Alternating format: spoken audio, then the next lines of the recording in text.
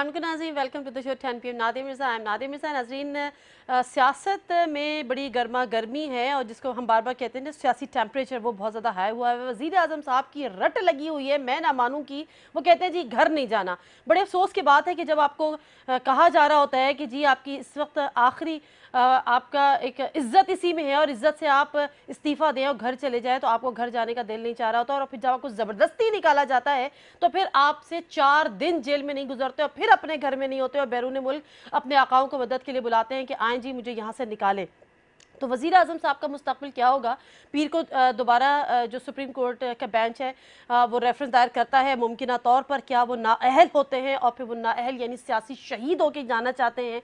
बहुत सारी चीज़ें हैं जिस पर हमें आज के प्रोग्राम में बात करनी है। फर्स्ट सेगमेंट में हम JIT की जो फाइनल रिपोर्ट जमा हो गई है और उसके बाद के अब हालात क्या हैं, वज़ीर आज़म साहब के पास ऑप्शंस क्या हैं और क्या वो नाअहल हो सकते हैं, उस पर हम बात करेंगे। और प्रोग्राम के दूसरे हिस्से में हम बात करेंगे कराची, जो कि एक लावारिस शहर बन चुका है, जिसका कोई वाली वारिस नहीं है और जो वाली वारिस हैं सिंध हुकूमत, वो कराची शहर को ओन करने को तैयार नहीं है। और जो कराची शहर को ओन करने को तैयार है मेयर कराची, वो अपने इख्तियारात का जंग लड़ रहे हैं और यही जंग उन्होंने सुप्रीम कोर्ट में जाके लड़ी है। सुप्रीम कोर्ट में उनकी जो पिटीशन थी वो एक्सेप्ट हो गई है।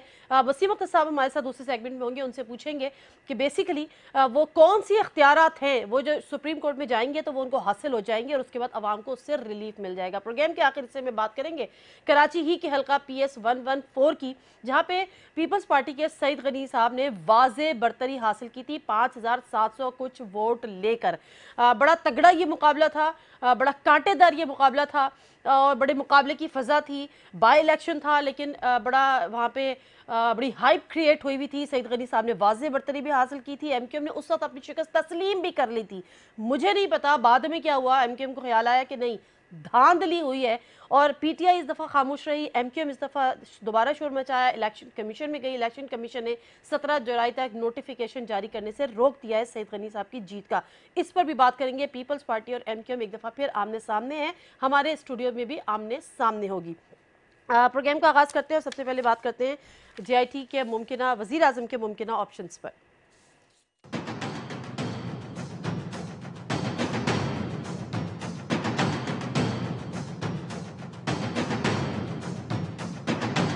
मेरा अपने आप से ये अहद है कि अगर कमीशन की तहकीकात के नतीजे में मुझ पर कोई इल्ज़ाम साबित हुआ तो मैं एक लम्हे की ताख़ीर के बगैर घर चला जाऊंगा।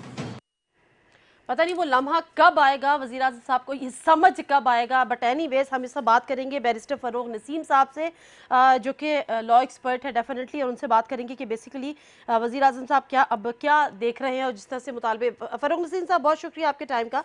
मैं आपसे पहले ये जानना चाह रही हूँ, सबसे पहले मुझे एक बताइएगा, ये जो हर तरह से मुतालबे हो रहे हैं कि वज़ीर आज़म इस्तीफ़ा दे दें, वज़ीर आज़म इस्तीफ़ा दे दें, इसमें आइनी और कानूनी भी इस मुतालबे में कोई जान है या ये टोटली जो है इखलाकियात पर मबनी है ये मुतालबा, मोरल? देखिए, आईनी और कानूनी तो इस तरह नहीं है क्योंकि कॉन्स्टिट्यूशन में या सुप्रीम कोर्ट के जजमेंट में या लॉ में ये नहीं लिखा है कि अगर JIT की रिपोर्ट नवाज शरीफ साहब के ख़िलाफ़ आएगी तो अपोजिशन जो है उसका मुतालबा करेगी इनके रेजिग्नेशन का। लेकिन ये डेमोक्रेसी की रूह है। एक मॉरल अथॉरिटी अगर किसी प्राइम मिनिस्टर के पास नहीं है तो इस वजह से अपोजिशन वो मुतालबा कर रही है, क्योंकि जो JIT की रिपोर्ट है वो तो बड़ी ब्लैक एंड वाइट है और क्लियर है। उसके अंदर जो मटेरियल है, एविडेंस है, इतना ज़्यादा डैमेजिंग है मियाँ साहिबान के लिए, वो फिर भी नहीं समझ रहे। वो तो खैर उनकी मर्जी। आई थिंक ये बैकग्राउंड है, इस वजह से ये मुतालबा किया जा रहा है। वो नहीं समझ रहे, लेकिन एक माहिर कानूनदान, बहैसियत माहिर कानूनदान, आप समझ रहे हैं कि ये इस्तीफा का मुतालबा दुरुस्त है? जी बिल्कुल जायज़ है। JIT रिपोर्ट के आने के बाद अब पोजीशन इतनी लाउड एंड क्लियर है और ये तमाम चीज़ें जो लास्ट मिनट की जा रही हैं, जैसे जंग में कल द न्यूज़ में एक गलत किस्म की रिपोर्ट दे दी कि JIT की रिपोर्ट गलत है। JIT की रिपोर्ट तो बिल्कुल दुरुस्त है। मिसाल के तौर पे अगर आप मुझे इजाज़त दें, एक चीज़ में जो बड़ी ग्लेरिंग सी थी कल के आर्टिकल में, वो इस तरह की बात थी कि जी मियाँ नवाज शरीफ किसी ऑफशोर कंपनी के ना मालिक हैं और ना कभी उन्होंने कोई सैलरी ली। दरअसल ये सैलरी तो सिर्फ हमने दिखाने के लिए यूएई में इकामे के लिए ली थी। अच्छा, बात यह है कि अगर तो ये बात दुरुस्त है कि जेआईटी की रिपोर्ट में जो लिखा है कि इन्होंने सैलरी ली है और उस वक्त ली है जब ये प्राइम मिनिस्टर थे, तो ये कॉन्स्टिट्यूशनल वायलेशन है। Office of profit prime minister नहीं होल्ड कर सकते, सैलरी नहीं ले सकते।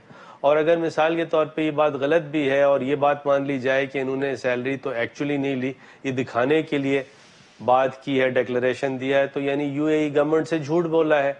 अब पाकिस्तान का जो प्राइम मिनिस्टर है वो तो दुनिया जहां में उसको सच बोलना है, ये थोड़ी है कि सिर्फ पाकिस्तान में सच बोलेगा। हाँ। तो आपने झूठ बोला यूएई में तो आप सादिक नहीं, अमीन नहीं, 62 63 में आ जाते हैं। यानी आप either way it's a difficult situation for them. बिल्कुल, यानी आप सैलरी ले रहे हैं या आपने सिर्फ दिखावा किया, दोनों सूरतों में ये दो नंबरी है। फरूक नसीम साहब, एक और सवाल है, वो ये है कि वज़ीर आज़म साहब तो मैं ना मानूं वाली बात पे डटे हुए हैं कि जी मैंने तो इस्तीफा नहीं देना। जो उनके सपोर्टर्स हैं वो दो बड़े अपने अपने तई बड़े स्ट्रॉन्ग आर्ग्यूमेंट्स देते हैं। वो कहते हैं कि जी एक तो ये कि किसी किस्म की करप्शन कोई साबित नहीं हुई है, जीआईटी में करप्शन की कोई बात नहीं की है कि वज़ीर आज़म करप्ट हैं या वज़ीर आज़म पे करप्शन किसी किस्म की साबित हुई है। दूसरा वो आर्ग्यूमेंट ये रेस करते हैं, वो ये कहते हैं कि जी किसी किस्म के जो सरकारी खजाना है उससे भी किसी किस्म की खुर्द-बुर्द नहीं हुई है। कितने सॉलिड आर्ग्यूमेंट्स हैं ये दोनों? पब्लिक ऑफिस आप होल्ड कर रहे हैं, सीएम भी रह चुके हैं पंजाब के, फिर आप प्राइम मिनिस्टर भी 2-3 बार रह चुके हैं, और आपके पास इतने मैग्नीट्यूड से इतनी ज़्यादा प्रॉपर्टियां आपकी निकल आती हैं और आपके पास उसको जस्टिफाई करने का रिसोर्स नहीं है, तो सिवाय इसके कि हमने किकबैक्स लिया है, हमने करप्शन की है, और तो और कोई इसका मतलब कौन मुफ्त में आके कोई मुझे आपको तो गिफ्ट देता नहीं है कि मुझे आपको चले गिफ्ट दे दीजिए। तो यानी करप्शन है ना, करप्शन के अलावा और कुछ नहीं है। और देखिए, मैं इनका बड़ा बहुत सी जगह मैंने इनको डिफेंड किया। हम लोग यही कहते थे कि नहीं जी, ये मियाँ साहब की तो फैक्ट्रियां हैं, यहाँ से आमदनी आती है, जरदारी साहब की और बेनज़ीर साहिबा की तो कुछ भी नहीं है। लेकिन यहाँ तो जिस मैग्नीट्यूड से है, क्या इनकी इन इत्तेफाक फाउंड्रीज की या इनकी जितनी भी शुगर मिले हैं या जो कुछ भी है, इतनी इनकम है, कहाँ से आई ये सब चीज़ें? तो ये भी वैसे ही है, वो भी वैसे ही है, एक गॉडफादर 1 है, दूसरा गॉडफादर 2 है, यही सारा चक्कर है। पाकिस्तान की किस्मत ही खराब और है। जिस मैग्नीट्यूड से हैं और जितने कम वक्त में हैं वो ज़्यादा हैरानकुन है। अच्छा फरूक नसीम साहब, अब मुझे बताएं कि जेआईटी की रिपोर्ट तो पीएमएलएन की जानिब से या शरीफ खानदान की जानिब से रिजेक्ट कर दी गई है, अब इनके पास ऑप्शंस क्या रह जाते हैं? देखिए, दोनों साइड्स ने ऑब्जेक्शंस फाइल वो कर सकते हैं और वो ऑब्जेक्शंस फाइल कर सकते हैं सुप्रीम कोर्ट में, और फिर दोनों साइड्स जो हैं वो आर्ग्यूमेंट्स करेंगी, और आर्ग्यूमेंट्स करने के बाद सुप्रीम कोर्ट ऑफ पाकिस्तान फिर ये फैसला करेगी कि क्या मियाँ साहब की ऑब्जेक्शंस दुरुस्त हैं, दुरुस्त नहीं है। यानी जेआईटी पे ऑब्जेक्शन करना तो उनका हक है, उस पे कोई प्रॉब्लम नहीं है, लेकिन क्या ऑब्जेक्शन है, वो ऑब्जेक्शन फिर ऐसा होना चाहिए जो खुद फैक्ट, फिगर, डेटा, एविडेंस पे मुनहसर होना चाहिए, ऐसे नहीं हवा में नहीं होना चाहिए। ठीक है, ठीक है। क्या डिस्क्वालीफाई हो सकते हैं वज़ीर आज़म इस जेआईटी की रिपोर्ट के नतीजे में? इस जेआईटी में इतना डैमिंग मटेरियल है इनके खिलाफ, मेरा नहीं ख्याल कि इनके पास ये रिज़ाइन कर दें तो शायद कुछ बेहतरी इनके लिए हो। लेकिन अगर ये रिज़ाइन नहीं करते और इनको गलत एडवाइस दी जा रही है, ये डटे रहते हैं, फिर it's a writing on the wall. फिर डिस्क्वालिफिकेशन के साथ साथ फिर इन पे क्रिमिनल केसेस वगैरह बनने की पॉसिबिलिटी है, इन पे, इनके ख़ानदान पे। Okay, thank you very much Farooq Naseem साहब। और मैं तो ये कहूँगी कि एहतसाब की जब बात है ना, तो फिर मेरा ख्याल है ये सेफ पैसेज देना ही नहीं चाहिए कि जी आप रिज़ाइन दें और आप अलग हो जाएं। बेहतरी यही है कि आप ना दें रिज़ाइन, और जिस तरह से हो रहा है कि आपसे फिर आपको जब आप नाअहल होंगे आपको ऑटोमेटिकली वो कुर्सी भी छोड़नी होगी, और फिर जब आप पे क्रिमिनल केसेस बनेंगे तो फिर आपको सज़ा भी होगी जब आप कुछ साबित नहीं कर पाएंगे। इससे पहले कि मैं ब्रेक लूँ, एक पब्लिक सेगमेंट, पब्लिक पल्स जो हमारा सेगमेंट होता है, जिसमें हमने एक पोल डाला था अपने ट्विटर अकाउंट पर कि वज़ीर आज़म की मुमकिना नाअहली की सूरत में आवाम क्या चाहती है। दो ऑप्शंस थे, एक ऑप्शन ये था इन हाउस चेंज कि जी आप अपनी मुद्दत पूरी करें, किसी और को वज़ीर आज़म बना दें, 47% लोग उसके हक में थे, या फिर क़ब्ल अज़ वक्त इलेक्शन, 53% लोगों का ख्याल था कि बेहतर यह है कि हुकूमत ख़त्म हो और क़ब्ल अज़ वक्त इलेक्शन हो जाए। लेकिन दूसरी एक और जो तीसरा ऑप्शन अभी इन्होंने दिया है फरूक नसीम साहब ने, अक्सरियत उस पर पब्लिक कमेंट भी कर रही थी कि इतनी आसानी से नहीं जाने देना, एहतसाब करना है, जवाब लेना है, लूटी हुई दौलत वापस लेनी है और फिर जो सज़ा है वो भी कटवानी है। मुख्तसर साहब ब्रेक लेती हूँ, ब्रेक से वापस आऊँगी। मेयर कराची वसीम अख्तर साहब हमारे साथ हैं। क्या उम्मीदें हैं उनको? सुप्रीम कोर्ट में पिटीशन उनकी एक्सेप्ट हुई है, क्या इख्तियारात उनको मिल सकते हैं? कराची के अवाम को क्या रिलीफ मिल सकता है? साथ ही PS 114 में सरकारी वसाइल का इस्तेमाल कर रहे थे, वो नहीं कर रहे थे। मुख्तसर साहब ब्रेक वापस आते हैं।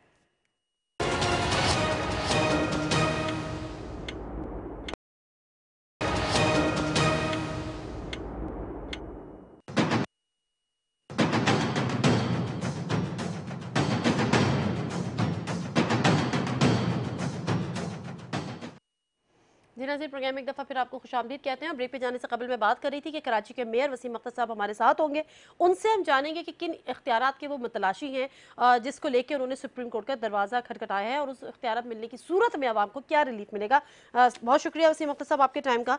मुझे बताएं, आपका शुरू से ये शिकवा कि आपको इख्तियारात नहीं मिले, अब वो कौन से इख्तियारात हैं जिनकी तलाश में आप सुप्रीम कोर्ट का दरवाज़ा आपने खटखटाया है, क्योंकि आपकी पिटीशन एक्सेप्ट हो गई है? क्या मिलेगा आपको इस वक्त? सुप्रीम कोर्ट से क्या उम्मीद है? ये सुप्रीम कोर्ट के कहने पे इलेक्शन हुए और इलेक्शन होने के बाद जब ऑफिस होल्ड किया गया तो एक्ट सामने आ जाता है जिसकी वजह से वो सारे फंक्शंस जिससे हम अवाम को फैसिलिटेट कर सकते हैं। ये थर्ड ईयर ऑफ गवर्नमेंट, कचरा उठाना, सड़कें बनाना, उसकी मेंटेनेंस, ब्रिज अंडरपास बनाना, पानी की सप्लाई, सीवरेज का प्रॉपर डिस्पोजल, ये बल्दिया का काम है दुनिया भर में। ये वाहिद हुकूमत इस मुल्क में नजर आती है कि ये सारे काम इन्होंने बल्दिया से लेके अपने पास रख लिए हैं और ये पिछले 9 सालों से इनके पास हैं। ना ये खुद परफॉर्म कर रहे हैं, ना ये जो इलेक्टेड गवर्नमेंट आई है जिसको 9 महीने हो चुके हैं उसको कुछ करने दिया जा रहा है। इसमें सिर्फ मैं ही नहीं हूं, इंटीरियर सिंध में जो दूसरे डिस्ट्रिक्ट्स हैं उनके भी चेयरमैन, वाइस चेयरमैन बिल्कुल उनके भी हाथ बंधे हुए हैं जिनका इनकी पार्टी से ताल्लुक है। तो ये क्या चाह रहे हैं? ये सारी चीजें हमने अपनी पिटीशन में लगाई हैं कि उस शक्ल को बहाल किया जाए जो माजी में बल्दिया के पास महकमे थे और वो डिलीवर कर रहे थे। ये आज 9 सालों से कचरे का जो ढेर लग रहा है कराची में, इससे पहले कचरा उठता ही था इस शहर में, कभी चाइनीज नहीं आए कचरा उठाने, यहीं के लोगों ने कचरा उठाया। वसीम अख्तर साहब आप क्या समझते हैं, आपका कितना केस स्ट्रॉन्ग है? फिर मैं सवाल करूंगी, कौन से इख्तियारात आपको मिल जाएंगे इस पिटीशन के नतीजे में? अवाम को क्या रिलीफ मिलने जा रहा है? मुझे बहुत उम्मीद है सुप्रीम कोर्ट से कि उन्होंने ही इलेक्शन करा के ये गवर्नमेंट फॉर्म कराई है, तो अब इख्तियारात जो इनका हक बनता है इन गवर्नमेंट का, ये सिर्फ मैं अपने लिए ही स्ट्रगल नहीं कर रहा हूं, ये फैसला होगा तो पूरे पाकिस्तान के लिए होगा। तो जो इख्तियारात सुप्रीम कोर्ट के ऑर्डर्स पे इंशाल्लाह वापस आएंगे तो वो सूरत एक बहाल होगी जिससे हम इस कचरे को और इसके बैकलॉग को रिमूव कर सकेंगे। हम पानी का निजाम बेहतर कर सकेंगे, वाटर बोर्ड आ जाएगा। हम सीवेज का निजाम बेहतर कर सकेंगे। सीवेज सारा 90% स्ट्रॉन्ग वाटर ड्रेन्स में डाल रहे हैं ये लोग। ट्रीटमेंट प्लांट्स नहीं चल रहे, 2 हैं वो भी खराब पड़े हैं। कचरा स्ट्रॉन्ग वाटर ड्रेन में जा रहा है, कचरे का डिस्पोजल नहीं है। हम कचरा डिस्पोज ऑफ करेंगे इंशाल्लाह, जैसे पहले करते रहे हैं। जमीन के अंदर जो सिस्टम चल रहा है सीवेज का और पानी का, जब तक वो बेहतर नहीं करेंगे, अच्छा ठीक है, बनाना बेकार है, उसको हम बेहतर करेंगे। वसीम अख्तर साहब एक सेकंड, मुझे ये बताएं कि पानी का बड़ा शोर होता है, ये पानी कराची में आ नहीं रहा, कमी हो गई है, पानी आखिर जा कहां रहा है? मसला क्या है पानी का? देखें, पहले बात तो विल चाहिए। विल नहीं है। जो पानी मौजूद है इसको सही तरह मैनेज कर सकते हैं, चोरियां रोकी जा सकती हैं, इल्लीगल हाइड्रेंट बंद किए जा सकते हैं, सील किए जा सकते हैं। तो ये आपको दर्द लेना पड़ेगा, आपको मीटिंग्स करनी पड़ेंगी वाटर बोर्ड के लेवल पे, डिस्ट्रिक्ट लेवल पे। आपको जमीन पे जाना पड़ेगा, जमीन पे उतरना पड़ेगा। बंद कमरे में बैठ के, दुबई में बैठ के कुछ नहीं ठीक हो सकता। दुबई में बैठ के कुछ नहीं ठीक हो सकता। वसीम अख्तर साहब, पिछले मानसून की जो बारिशें थी, प्री मानसून था, कराची एक दफ़ा फिर वही कराची का मंजर था, तालाब था, सड़कें डूबी हुई थी। आप इस मुल्क में नहीं थे। 43 करोड़ का बजट लोकल गवर्नमेंट को दिया गया था, वो कहाँ खर्च हुआ? नालों की सफाई नहीं हुई। दोबारा से मानसून बारिशें एक्सपेक्टेड है, अब कराची का मंजर क्या होगा? रशिया में ये जो मॉस्को है, यहाँ एक वर्ल्ड मेयर कॉन्फ्रेंस हो रही थी, उसमें मुझे इनवाइट किया गया था। पेशावर के भी मेयर मौजूद थे, इस्लामाबाद के मेयर को आना था, वो नहीं आ सके, मैं वहां गया था। ये 2 महीने से सिलसिला चल रहा था। अपने शहर के लिए कुछ करने ही गया था, लेने ही गया था, घूमने नहीं गया था। ये पहली दफा 43 करोड़ रुपए रिलीज हुए। 22 करोड़ रुपीस रिलीज हुए थे कचरे को, नालों को साफ करने के, डीसिल्ट करने के। जब नाले साफ हुए, गार्बेज सारा जो कि सीवेज गवर्नमेंट ऑफ सिंध का ही दायरा डालता है उसके अंदर 90%, और कचरा 70% डलता है, तो नाले भर जाते हैं गंदगी से। जब वो नाले साफ किए गए तो गंदगी बाहर उठा के रख दी गई, उसके उठाने के लिए पैसे नहीं थे। फिर उसको रिवाइज किया गया तो वो 43 करोड़ बन गए। ये मुझे नहीं दिए थे, मुझसे पहले, मैं तो जेल में था, मुझसे पहले जो इन्होंने एडमिनिस्ट्रेटर से ये सिंध को चलाया है 9 साल, उन्हीं को दिए गए थे ये।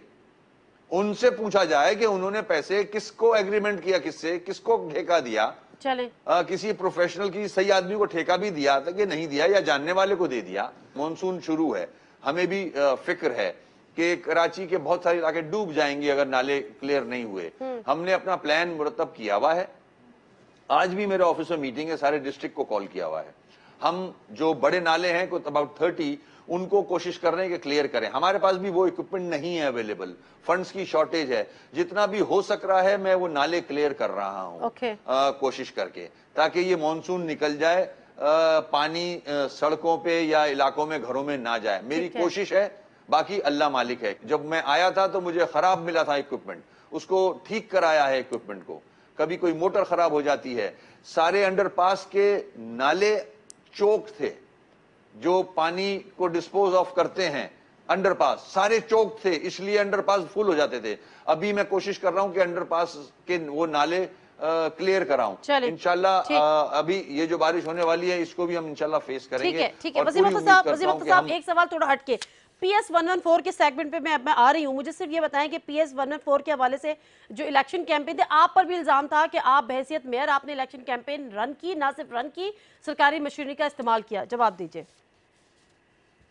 ये गलत बयानी है। मेरा काम है सारे इलाकों में जाना।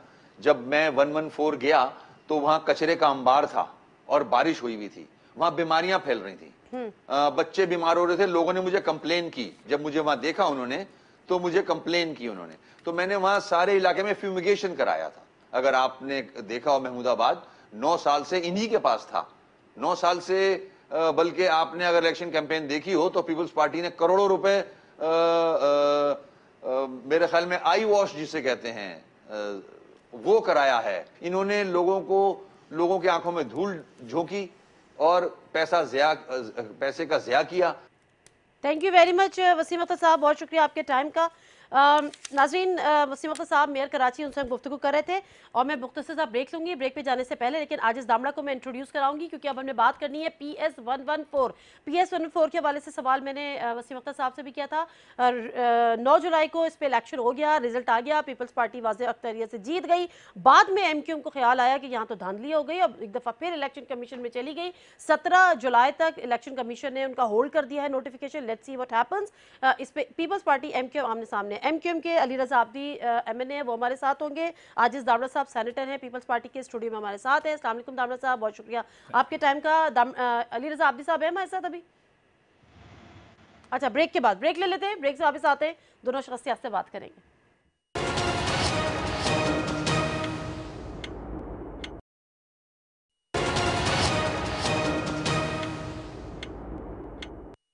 जी नाज़रीन, प्रोग्राम में एक दफ़ा फिर आपको खुशामदीद कहते हैं। बात करते हैं यहाँ पर PS 114 के उस हल्के की जहाँ पर इलेक्शन हुआ 9 जुलाई को, रिजल्ट आ गया। तमाम जात के लिए ऑलमोस्ट काबिल कबूल भी था, मुबारकबादें भी एक दूसरे को दे दी। और सईद गनी साहब जो कि पीपल्स पार्टी के सेनेटर भी हैं, उन्होंने इसको वाज़ेह बरतरी के साथ विन भी किया।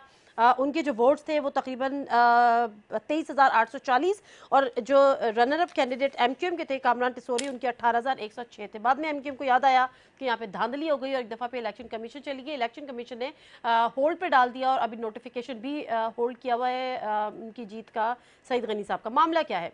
MQM के रहनुमा अली रजा आब्दी साहब MNA सीनियर रहनुमा MQM के हमारे साथ मौजूद है। दामड़ा साहब तो हैं ही, उनका तारुफ आपसे करा चुके हैं। आजिज दामड़ा साहब जो कि पीपल्स पार्टी के सेनेटर। अली रजा आब्दी साहब अस्सलाम वालेकुम। अली रजा आब्दी, आपको मेरी आवाज़ आ रही है? इनको दोबारा ट्राई कीजिएगा।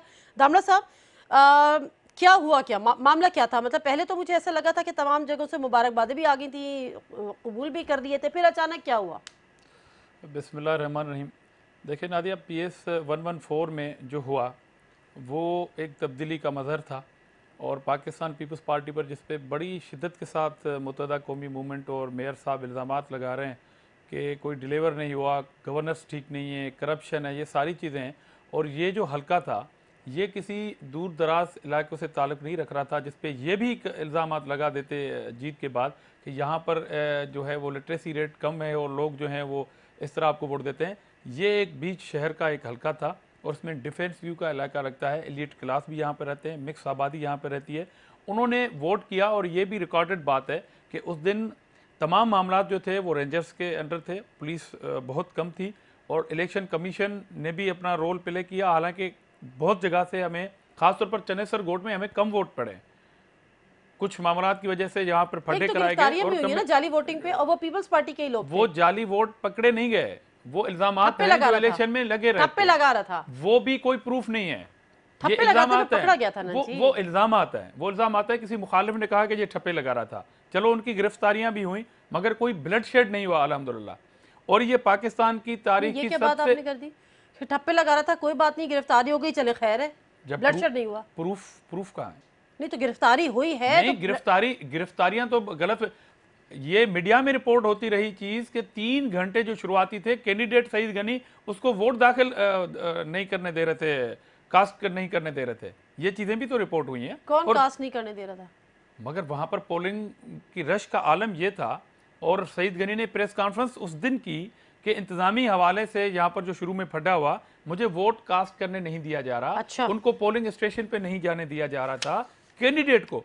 उसके बावजूद ये इलेक्शन जो है वो तमाम मकातब फिक्र के लोगों ने मानी है, मीडिया आज़ाद है, मीडिया वहां पर मौजूद था कि ट्रांसपेरेंट इलेक्शन हुआ है, साफ और शफाफ इलेक्शन हुआ है, और उसके बाद जो है वो नताज रोके गए हैं इसके, ठीक है।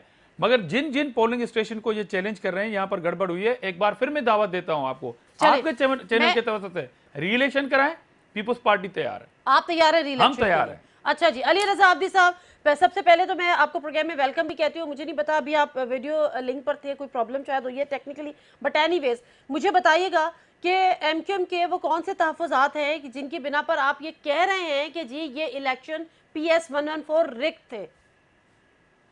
बहुत शुक्रिया नादिया। देखिए,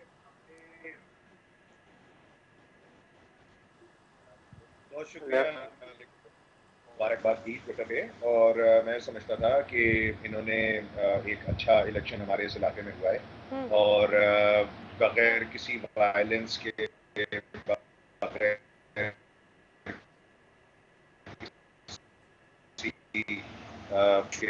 तो देखा मेरे पास जो हमारे पोलिंग एजेंट्स थे, और उन्होंने बताया कि किस तरह पोलिंग स्टेशंस को इन्होंने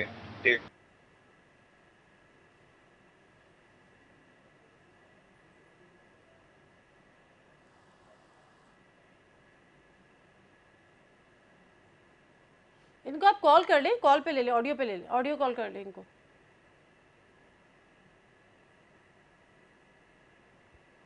अच्छा, तो दामड़ा साहब अभी लाइन डिस्कनेक्ट हो रही है अली रजा साहब की, वरना वो तहफ़्फ़ुज़ात से आगा करेंगे, क्योंकि लेकिन उन्होंने माना है कि पहले हमने मुबारकबादें दी हैं, पहले हमने मुबारकबादें दी। एक और सईद गनी साहब बड़ी मीडिया टॉक में बात कर रहे थे, वो इदारों का जिक्र कर रहे थे, इंटेलिजेंस एजेंसीज का जिक्र कर रहे थे कि कामरान टिसोरी साहब ये कहते हुए पाए गए कि मुझे तो इदारों ने खड़ा किया है, मुझे इदारों ने कहा है जिन्होंने खड़ा किया है वही मुझे वोट भी दिलवाएंगे, वही मुझे जिताएंगे भी। ये किस इदारों के बीच में लेकर आ रहे हैं? सईद गनी स्टेटमेंट दी है, और सईद गनी ने कहा है कि मुझे इन्फॉर्मेशन हैं कि वो इस तरह की बातें कर रहे हैं, और उन्होंने ओपनली बात की है ना सईद गनी ने। इस तरह तो उन्होंने नहीं की कि किसी से बातें कर रहे थे वो, मतलब हल्के के लोगों के साथ उन्होंने ये इंप्रेशन देना शुरू कर दिया कि हम जीतेंगे। सईद गनी साहब के पास इस किस्म का कोई प्रूफ है कि वो कामरान टिसोरी साहब ये कह रहे हैं कि मुझे इदारों ने खड़ा किया, यानी इंटेलिजेंस एजेंसीज की सपोर्ट है, उनके पहले पे खड़ा हुआ और वो जिताएंगे? डेफिनेटली सईद गनी साहब से जब आप पूछेंगी तो वो बता भी सकेंगे, क्योंकि वो ओपनली बात करते हैं, उन्होंने भी ओपनली बात की थी। दूसरी बात यह है कि ये मुत्तहदा कौमी मूवमेंट की परेशानी एक जायज़ है, उनका जो सबब है वो इसलिए जायज़ है कि अब अगर फेयर एंड फ्री इलेक्शन पे उन्होंने कोई गड़बड़ नहीं की या शोर नहीं मचाया, तो अभी 2018 की इलेक्शन बहुत करीब आ चुकी हैं, सर पे आ चुकी हैं, ओके। और उनको पता है कि ओके। रिजल्ट क्या निकलेगी। ठीक है, उनको पता है कि रिजल्ट क्या। अली रजा अब्दी साहब प्लीज कंटिन्यू कर लीजिएगा। जी, तो मैं जैसे बता रहा था कि हम लोग जब इलेक्शन के बाद हमें पता लगना शुरू हुआ और एविडेंसेस आने शुरू हुए, हमारे पास बहुत सारे वीडियो क्लिप्स भी हैं जो कि इलाके से लोगों ने उस वक्त शायद ज्यादा शोर नहीं मचा सके क्योंकि वहां पे पुलिस और इनके जो गुंडे थे वो भी अपनी जगहों पे मौजूद थे, जिस तरह पोलिंग स्टेशन पे किसके गुंडे थे? किए एक सेकंड, किसके गुंडे थे? पार्टी के, तो पीपल्स पार्टी के गुंडे थे, तो वहां तो रेंजर्स मौजूद थी, वहां तो पुलिस मौजूद थी, उन्होंने पकड़ा नहीं लेकिन गुंडों को। लोगों ने जो रहने वाले हैं वो इलाकों में ही रहना है, उनको पता है कि यहाँ पे अगर वो सामने कंप्लेन करेंगे या कुछ करेंगे तो बाद में रेपरकशंस भी आते हैं। तो बेशक वहां पे उस वक्त बहुत सारों ने नहीं कर सके, लेकिन जो गोट स्कूल अगर आप देखें जहाँ पे रिश्तेदार इनके पकड़े गए हैं रेड हैंडेड वोट्स डालते हुए, वो भी रेंजर्स ने पकड़े, और उसमें भी कुछ 1-2 पोलिंग स्टेशन से जिसमें 1 मिनट के अंदर 2 वोट डल रहे थे, इतनी स्पीड में वोट डले हैं जो कि कैलकुलेशन भी सामने नजर आ रही है। और अगर आप ये देखिए कि जी जैसे बैलेट बॉक्स मैंने खुद रंगे हाथों ट्रांसपोर्ट होते हुए पकड़ा गया, इसमें डामरा साहब जरूर कह रहे हैं कि री इलेक्शन करा लें उन पोलिंग स्टेशन में जो इनकी अपनी मर्जी के हैं। ऐसा नहीं है, हमारे पास तकरीबन 27 से ज्यादा पोलिंग स्टेशन हैं जिन पे हमें इशू है और रिजर्वेशन हैं। हम बस सिर्फ सिंपली यही चाहते हैं कि जो थंब इम्प्रेशन है ना उसकी वेरिफिकेशन हो जाए, तो उसमें मेरे ख्याल में पीपल्स पार्टी को भी हमारा साथ देना चाहिए अगर ये समझते हैं कि हमने इनसे पूछे लेते हैं ना, बराबर साथ ही तो बैठे हुए हैं। अच्छा, आपको री इलेक्शन पे कोई एतराज नहीं है और री थंब वेरिफिकेशन पे भी कोई एतराज नहीं है, दोबारा हो जाए। मुझे एक बड़ी तब्दीली नजर आई कि आज आपके इस प्रोग्राम में जो गुंडो राज की जो आलमी चैंपियन जमात है, आज वो पीपल्स पार्टी के ऊपर गुंडों का इल्जामात लगा रही है। मेरे ख्याल में ये प्रोग्राम मेरे ख्याल में पीपल्स पार्टी के ऊपर जब आप गुंडागर्दी का इल्जाम लगा रहे हैं, जब आप गुंडागर्दी का इल्जाम पीपल्स पार्टी के ऊपर लगा रहे हैं, तो आप इनडायरेक्टली रेंजर्स के ऊपर इल्जाम लगा रहे हैं, क्योंकि डीजी रेंजर्स ने मेरे ख्याल में चीफ मिनिस्टर मेरे ख्याल में मुझे बात अगर करने दी जाए तो बेहतर है। मेरे ख्याल में अगर मुझे बात करने दी जाए तो ठीक है, वरना आप भी बात नहीं कर सकेंगे। 114 पे रहते शो हैं, खराब हो 114 पे जाएगा, शो खराब हो जाएगा। हम वेरिफिकेशन पे आपको कोई एतराज मैं नहीं। आपकी टेक्निकल चीज में भी आ रहा हूं, मगर जब गुंडागर्दी का इल्जाम पीपल्स पार्टी के ऊपर ये लगा रहे हैं, तो डीजी रेंजर्स ने डायरेक्टली उस इलाके का दौरा किया जिस पे रिपोर्ट हुई कि यहाँ पे कोई गड़बड़ हो रही है, और उन्होंने मीडिया से बातचीत करते हुए कहा कि अभी इत्मीनान का इजहार किया है इन्होंने। सईद गनी साहब ने रेंजर्स पे इल्जाम लगाए थे जिसको उन्होंने मुस्तरद किया। तो ये तो कह रहे हैं हमें गुंडा कह रहे हैं ना, ये कह रहे हैं कि हमारा राज था और हमने पूरे इलाके को जैम किया हुआ था, तो वहां पर रेंजर्स की जो ड्यूटियां लगी हुई थी, आखिर वो भी मीडिया रिपोर्ट करती ना सारी चीजें। ये तो ये इल्जाम लगा रहे हैं। क्या उस दिन मीडिया नहीं थी? आपको मैं कह रहा हूं कि जिस तरीके से ये इलेक्शन करवाना चाहते हैं, उस इलाके के अवाम ने इनको रिजेक्ट किया है, और इनका जितना वोट था इनको मिल गया है, जितना इनका वोट था इनको मिल गया है। ये दरअसल बात इस इलेक्शन के ऊपर रुकवाने की बात नहीं है। 2018 जो है वो असल पेट के दर्द की बात है, वो असल परेशानी की बात है मुत्तहिदा कौमी मूवमेंट की, कि इन्होंने कोई डिलीवर नहीं किया, जिस पार्टी का कोई रहनुमा ना बचा हो, जिसके पास कोई मंजिल ना हो। अब वो क्या इल्जाम दूसरों के गुंडागर्दी के ऊपर लगाएंगे? तो मुझे क्या डिलीवर करती है? अपोजिशन तो नहीं डिलीवर करती ना, हुकूमत डिलीवर करती है। जब से चलो इनके मेयर आए हैं ना, नहीं, और दूसरे सुने मैं जवाब दे रहा हूं, जब से इनके मेयर आए। प्रोड्यूसर साहब, अगर वो क्लिप्स है ना महमूदाबाद के इलाकों के, मैं उस इलाके में गई हूँ, मैं सईद गनी साहब से पूछ रही थी कि आप कैसे इन इलाकों के लोगों से वोट मांग रहे हैं। गंदगी के ढेर, जानवरों की आमाजगाह, नाले वहां पे भरे हुए, सड़कें वहां पे टूटी। उस हल्के में इलेक्शन हो चुकी है। दामड़ा साहब ये देखिए, इसी हल्के में इलेक्शन हो चुकी है और पीपल्स पार्टी ने विन किया है। यही तो मैं आप ये सवाल उन हल्के के अवाम से करें। ये है वो जगह जहां पे इलेक्शन हो रहे थे। और एक सेकंड, आप डिलीवर करने की बात कर रहे हैं। मैं आपको जवाब दे रहा हूं, डिलीवर इसीलिए जब हम काम करते हैं, गवर्नमेंट डिलीवर करती है, ऑपोजिशन डिलीवर नहीं करती। जब हम काम करते हैं तो हमारे ऊपर तनकीद होती है। मैं सिर्फ इनसे ये पूछता हूं कि जब से इनके मेयर आए, एक सेकंड, ये काम किया इस इलाके में? जब से मैं इसी हल्के की इलेक्शन की बात कर रही हूं, इस हल्के में काम किया, इसी हल्के में जीती है पीपल्स पार्टी। आपने डिलीवर किया था इसी हल्के से जीती है, क्योंकि मुत्तहिदा की कारकर्दगी से लोग मायूस थे। छोड़ दे मुत्तहिदा को, इस हल्के में डिलीवर किया था। हमने जो प्रोजेक्ट कराची में दिए हैं, इस हल्के के अवाम ने एतमाद किया है हमारे ऊपर। मैं सिर्फ बात करूंगा कि जब से इनका मेयर आया, जब से मेयर आया, अभी मेयर की बात आपने सुनी कि फंड भी नहीं है, सूबाई हुकूमत डायरेक्ट काम कर रही है, जब से मैं आया थे हालात बहुत खराब थे, अब मैं ठीक करवा रहा हूं। भाई जब आपके पास पावर भी नहीं है, आपके पास फंडिंग भी नहीं है, तो कहां से आप ये चीजें ठीक करवा नहीं, रहे वो हैं? कह रहे हैं 43 करोड़ आपने दिए। मैं उससे भी ज्यादा बात कर रहा हूं। लेकिन अभी हम नहीं, नहीं, 114 पे रहेंगे नहीं, तो नहीं, ज्यादा बेहतर है। 114 इस बात का तसलसल है जो हम बात कर रहे हैं, इस बात का तसलसल है।